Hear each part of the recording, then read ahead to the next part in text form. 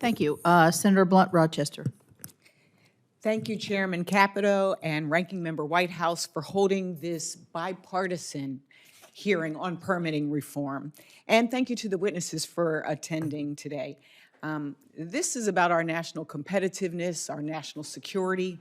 It's about jobs, and it's about consumers who can't afford the high cost of energy today. And as we've heard from my colleagues today, any serious permitting conversation needs to address the Trump administration's attack on clean energy, from the offshore wind stop orders to the clawback of billions of dollars for clean energy and decarbonization projects. This assault on clean energy has to end, and our energy projects need permitting certainty.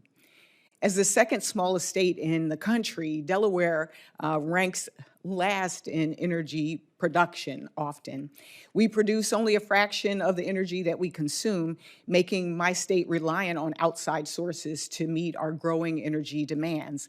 Ms. Hopper, why is the opportunity to transition to locally produced clean energy, such as solar and wind, so important to a state like mine? Good morning. It's good to see you. Good to see you, too. And thank you for that question. It is really important that we have all the tools at our disposal and we can utilize them. So distributed energy, things like solar on someone's home, solar in a community, solar on many of the corporates' rooftops, means that there's less electron highway, right, to get from the place where the energy is generated to the person that uses it. Less transmission is needed. And that matters because it's less cost, right? We all know, I mean, we talked about PJM, you talked about PJM a moment ago. Those transmission prices and those like peak prices are incredibly expensive. And so local energy makes a huge difference to the consumer. And Mr. Terry, just to follow up on that, why is producing its own energy, no matter what the source, crucial to a state? I think that's a fundamental principle of our energy office members. They do energy planning around all resources, not just regulated electricity, but fuels, grid, solar, wind, hydropower, natural gas, et cetera. And I think the ability for a state to use what is local adds value. I remember working a decade or two ago with Governor Branstad in Iowa, who had very much that view of value add to the resources in his state, in Iowa, much as you're looking for that in Rhode Island. No, that was Delaware. We're the second smallest. Delaware, Yeah. Sorry. I know that. Yeah. Yes. So Both is true. my staff and I have just heard repeatedly, just like we've heard here today, just the importance of permitting certainty. Not only is it crucial that the executive branch not revoke permits from energy projects of any type following approval, but it's important that there are retroactive protections for permit holders. This is a yes or no question. I'm going to go down the panel, and I hope it's an easy one for all of you. Do you agree that regardless of administration, permitting certainty is necessary for leaseholders and those seeking leases? Mr. Bechtel. Yes. Thank you. Mr. Booker. Yes. Meyer. Yes, ma'am, we do. Ms. Hopper. Yes. Mr. Terry. Yes. And Ms. Hopper, why is retroactivity certainty for fully permitted projects so important? And what are the economic consequences of selective reopenings of prior permit approvals?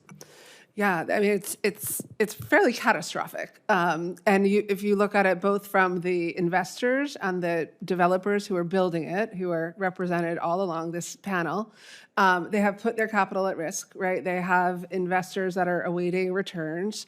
And so stopping work or pulling the permit puts all of that in disarray.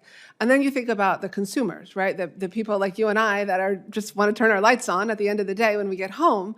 And those electrons are likely no longer to be there. And we really need to listen to the grid operators who are saying this has a significant impact. So investment decisions get less clear, prices go up, consumers are really out of luck.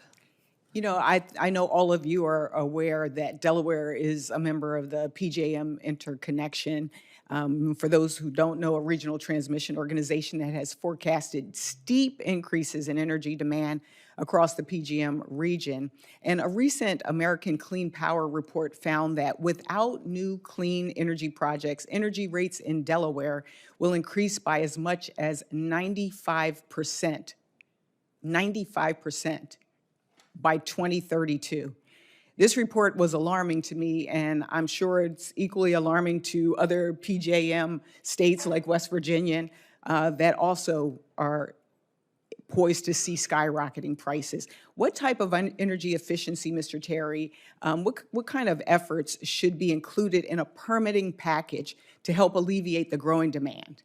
I think several pieces come to mind. First of all, certainly technology-neutral approach to make sure the right resources, low-cost and reliable resources. From an efficiency perspective, it's a variety of things: grid optimization, efficiency technologies for transmission, distribution systems, and use efficiency technologies. All of these pieces can come together to bring down cost, or at least let the increases not be as great. We have a great deal of modernization to do of the grid. Those investments should be done with that efficiency, technology, innovation in mind.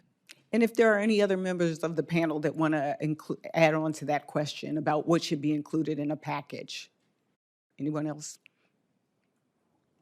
Well, I will yield back the no time that I have left. Thank you.